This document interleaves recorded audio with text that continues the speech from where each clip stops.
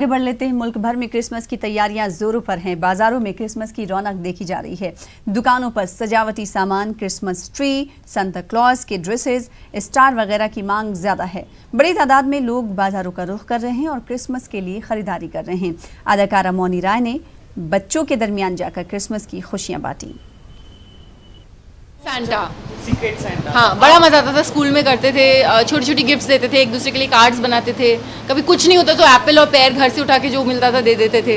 Pens, newspaper cuttings used to make, collage बना के कुछ, हाँ, हैंडक्राफ्ट्स कुछ ऐसे। तो आज जब आप बच्चों के बीच में आए हो, वो भी स्पेशल बच्चे हैं, ये इन बच्चों के बारे में कुछ बताइए और यहाँ आके कैसा लगा? सब बच्चे स्पेशल हैं, ये सेम टू सेम है। That's what you should try and propagate, that they are not different from any other kids.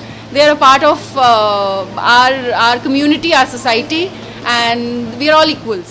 और कैसे ये सूझा कि मैं सीक्रेट सेंटा बन के जाऊंगी बच्चों के बीच? बस एक ख्याल आया and then we decided to promptly, I guess, do it. So we came. 5 जनवरी से